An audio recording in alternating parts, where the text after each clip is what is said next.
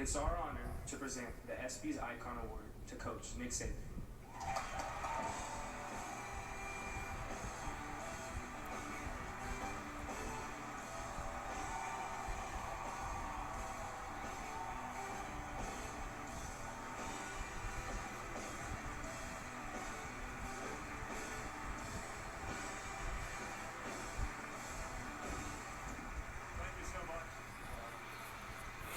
For me to have two of our former Heisman Trophy winners be here to present this award to me.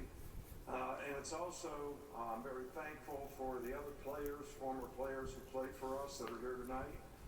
We have a good group of guys here, enough that we could actually have practice after this show. But you know, we've always been blessed with having great individual athletes, but they've also been great people. And I think that's what contributed to our success. And when you talk about iconic players like Michael Jordan or Kobe Bryant or Serena Williams, it was all because of what they did. It was their points. It was their wins. But when you talk about iconic coaches, it's all about how did you represent your team? How did your team represent you? Think about John Wooden and the success that he had for years. Coach Bryant, the success that he had. Don Staley was an icon coach in my mind for what she's been able to accomplish when in South Carolina.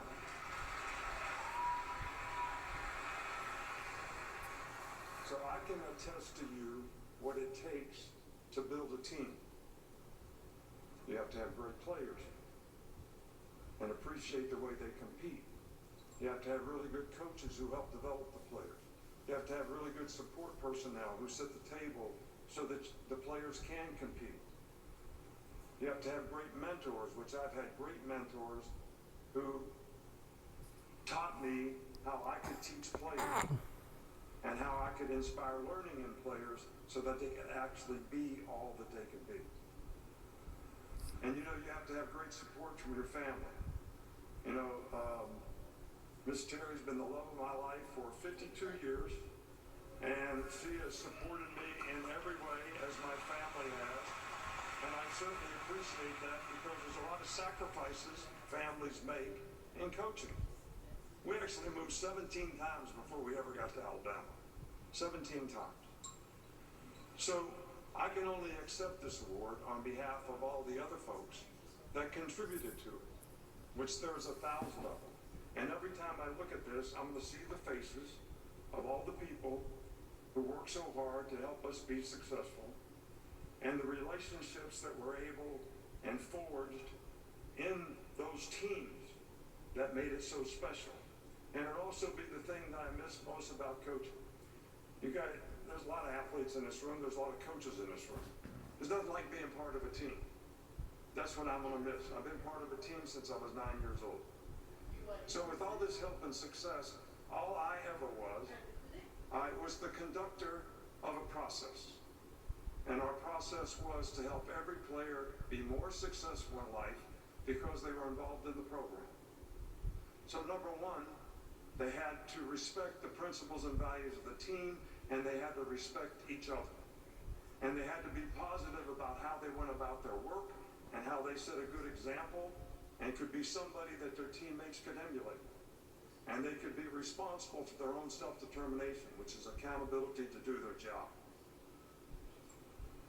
And that they would work and persevere, which I've seen that word here, and have pride in performance to be the best that they could be so they could dominate the competition.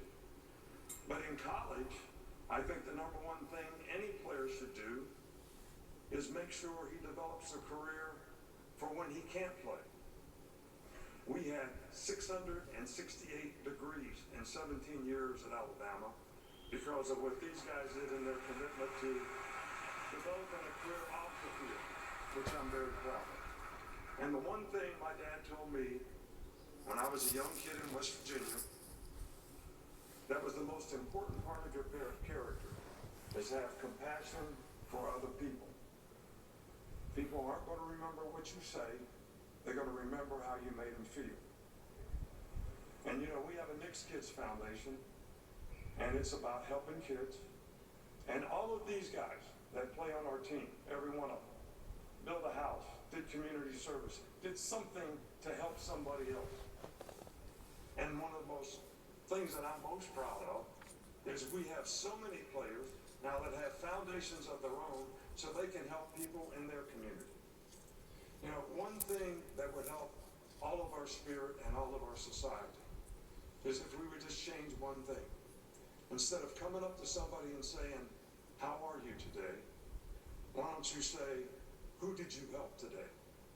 And if you can help someone every day, and that's what we've been talking about with perseverance, with the things that we've done for military folks, it's very important to us. So I really would like to thank ESPN for this honor and accept it, and on behalf of 1,000 people who contributed to the success that we've had. But I'd also like to say to everybody in this room, because a lot of great athletes, we have a responsibility and obligation, because sports bring people together better than anything. You know, when we won the national championship in 2003 at LSU, I had Jesse Jackson came in and speak to the team.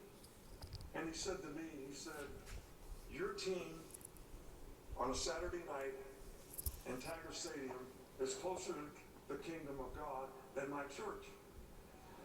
I said, "Jesse, you ever been in LSU Stadium on a Saturday night? You can smell the bourbon on the 50-yard line." And he said, "No." He said, "Everybody has the same goal. The rules are clearly defined, and everybody's together in spirit." So we all have a responsibility and obligation to bring people together, because our platform in sports can do that for so many folks. So help someone, bring people together. God bless you, and thank you very much.